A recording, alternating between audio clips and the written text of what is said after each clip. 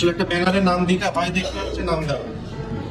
আপনারা এখানে সবাই স্পেশাল। এই ধরনের ইকুইপমেন্ট আনতে গেলে ঢাকায় যেতে হয়, বিভিন্ন জায়গায় ঘুরতে হয়। সবচেয়ে বড় সমস্যা যেটা আমরা পরবর্তীতে সার্ভিসিং পাই না। হয়তো কোনো জিনিস, কোনো যন্ত্র বিকল হলো বা কিছু হলো, এটা যে মেইনটেনেন্স করাটা, এটা আমাদের জন্য খুব টাফ হয়ে যায়। তা আমি আশা করবো যে কিট ফার্স্ট আমাদের সেই সহযোগিতা করবে, শুধু পারচেজ না, পরবর্তীতে মেইনটেনেন্সের সুবিধাগুলো কিট ফার্স্ট দেবে, এবং কিট ফার্স্টের উত্তরোত্তর সমৃদ্ধি কামনা করছি আমি। ধন্যবাদ। এই প্রসঙ্গগুলো আমি খুব একটা জানি না, তারপরে আমার কাছে মনে হয়েছে যে এই প্রতিষ্ঠান বগুড়াতে আমার মনে হয় যে প্রথম।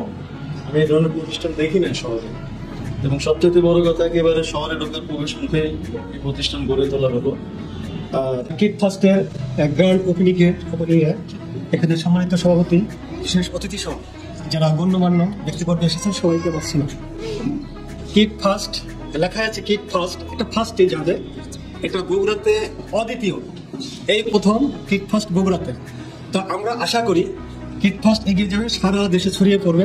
কিন্তু এর পিছনের যে মানুষটা, মুক্তি ভাই, এই প্রতিষ্ঠানের যিনি মালিক বা ওনার সম্পর্কে আমি একটি কথা বলবো। একটা মানুষ আসলে ভিশনারি হতে হয়, স্বপ্ন দেখতে হয় ভালো কিছু করার। আমি তার মধ্যে এই জাতীয় জিনিসটা দেখেছি যে ভালো কিছু করা, এবং লং ডিস্টেন্সে 10 বছর পরে আমি কি করব বিজনেস সম্পর্কে যে তার যে ধারণা, আমার এটা খুবই ভালো।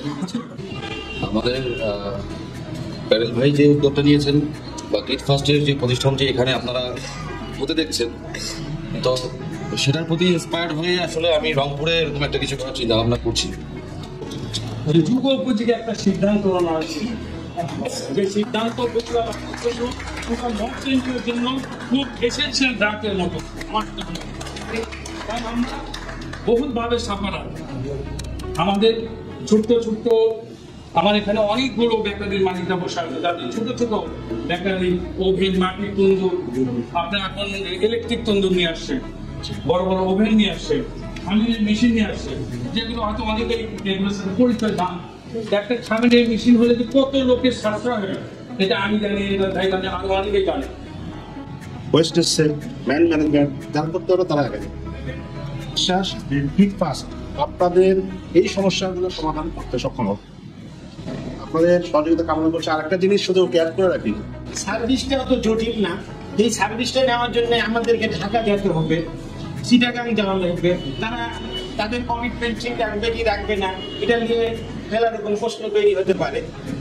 তো আসলে আমরা চাই যে প্রতিটা জেলাতে আমরা এরকম জয়েন্টলি কাজ করতে চাই।